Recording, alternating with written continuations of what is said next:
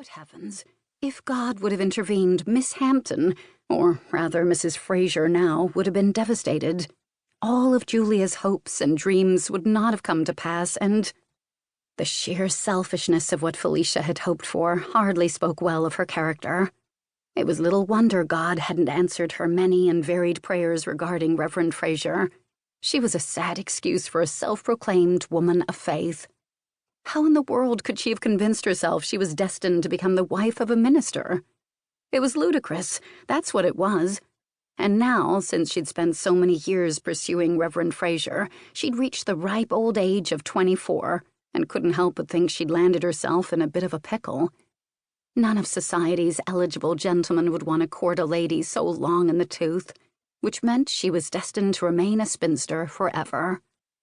An image of herself 10 years in the future sprang to mind, and it did absolutely nothing to calm her nerves, especially since the image she'd conjured had her wearing a ratty old shawl with dozens of cats slinking around her feet. She didn't care for cats. They made her sneeze. They also seemed to spring out at her when she least expected it. Groping out with one hand, Felicia yanked a velvet pillow of periwinkle blue toward her and pressed it against her face, trying to force her thoughts away from anything to do with cats. To her dismay, trying to push cats out of her mind only caused more cats to prance through her thoughts. Pushing the pillow aside, she began to whistle a jaunty tune she'd picked up from one of the grooms. And, thankfully, images of cats disappeared, replaced with sailors walking on bowed legs down at the dock.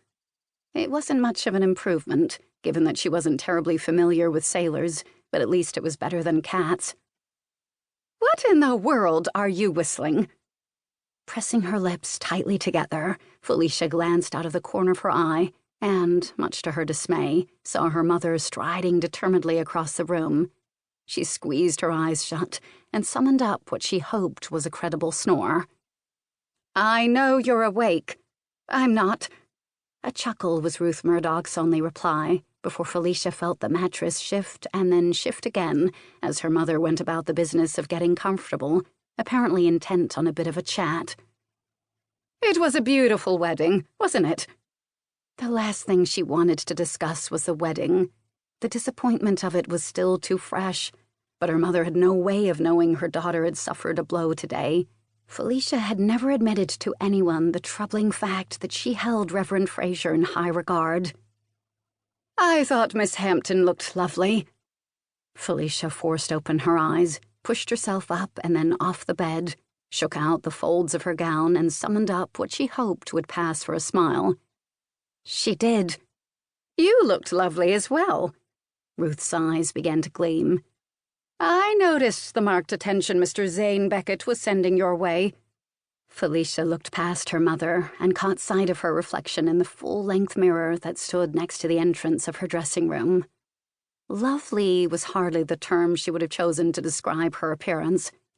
White blonde hair was pulled ruthlessly away from her face, the tightness of the chignon causing her deep blue and heavily lashed eyes to tilt up at the corners. Her cheekbones were high and her nose slim, but her face looked strained and pale, and she resembled a lady of 40 instead of 24. Her eyes skimmed over plump lips that were entirely too full and settled on her gown, the sheer volume of it hiding curves she knew perfectly well were considered voluptuous. She winced when the sun took that moment to stream through the window, the beams of light causing the pink tulle she was wearing to glow. "Are you planning on seeing Zane again soon?" Ruth asked, causing Felicia to pull her gaze from her appalling reflection and settle it on her mother. "Mother, honestly, the only reason Zane was paying me marked attention was because I knocked him over that pew after you shoved me a little too enthusiastically in his direction. Zane, being a most considerate gentleman, was concerned for any embarrassment his rapid plunge to the ground might have caused me." She blew out a breath. "Besides, you're forgetting the pesky little fact that he's firmly off the marriage market, given that he's practically engaged to Miss Helena Collins." Ruth's eyes turned shrewd. "Reverend Fraser was firmly off the market as well, but that didn't seem to stop you from continuing to hold the man in affection. Really, Felicia, the manner in which you were staring at the ceiling throughout the ceremony today was somewhat disturbing."